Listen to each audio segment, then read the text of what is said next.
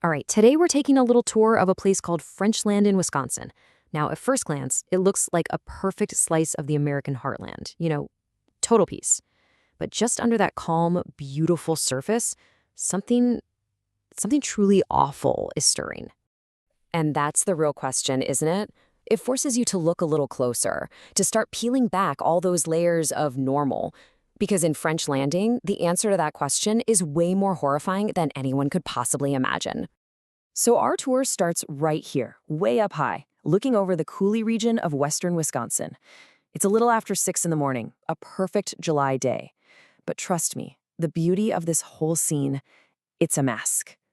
I mean, just look down there. The sun is literally turning the Mississippi River into molten gold. The air is so pure, you feel like you could smell a radish being pulled from the ground a mile away. It really seems like the whole town is just holding its breath in the quiet. As we drift over the town, we're passing Nail House Row. Fun fact, that's home to a biker gang of philosophy majors. They call themselves the Hegelian Scoundrels. Then we float up toward the quiet little shops on Chase Street. There is not a single person in sight. It's almost a little too peaceful, you know? And then you see it. The first real crack in the facade. It's a handmade poster, just tacked to a telephone pole. And it's just this raw scream of rage and fear that completely shatters that morning calm. See, the town isn't just holding its breath, it's suffocating. Okay, let's head over to the local police station.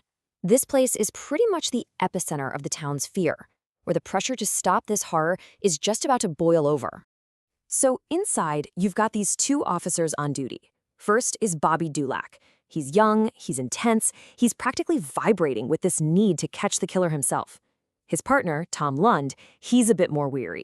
He gets that this isn't some simple case, and his caution is really starting to clash with Dulac's whole gung-ho vibe. And of course, the media pressure is just relentless, which is perfectly captured by this morning's headline. That name, the Fisherman, it was actually made up by a local reporter, a guy named Wendell Green. And now it's the name that terrorizes every single family in town. Look, the facts here are just brutal. 2 children are dead. A third one is missing. And the method, it's unthinkable. The victims aren't just murdered, they're partially eaten. The town is being stalked by an absolute monster. And the police? Well, they have nothing. No leads. All right, so this is where our little tour takes a turn into the really, really strange.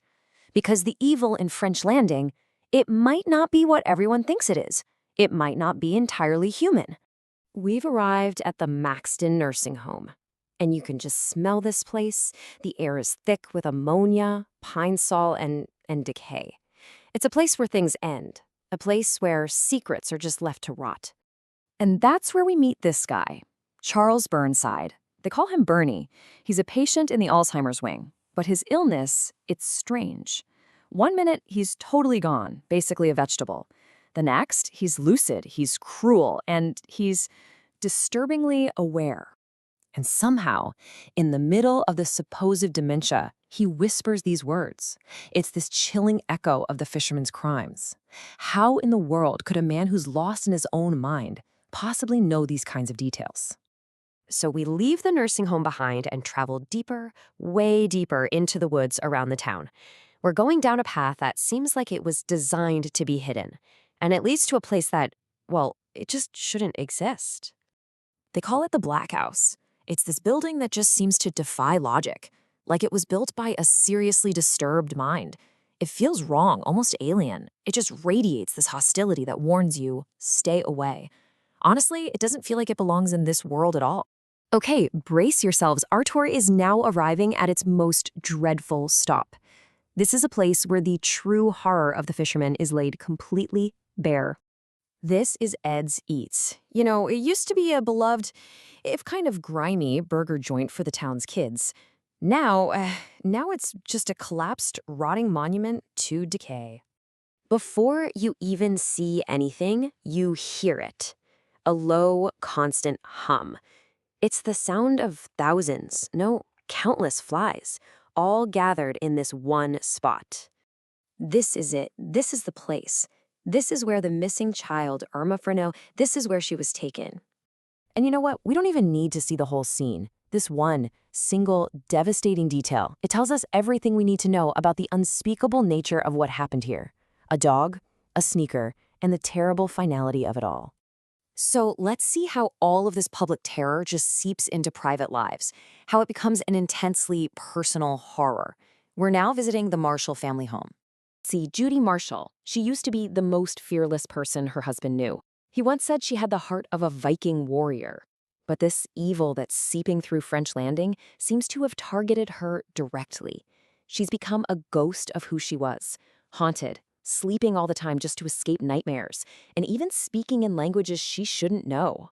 And then, in what might be a moment of clarity, or maybe something much, much worse, she scribbles this note. 2 words in Turkish, the king's eye. It's a clue, a terrifying clue, that her own personal torment is connected to something way bigger and way more ancient than just some human killer. And that leaves us with our final question. What is the king's eye? Who or what is this king? And what does this ancient evil force actually see when it gazes down upon the small, terrified town of French Landing?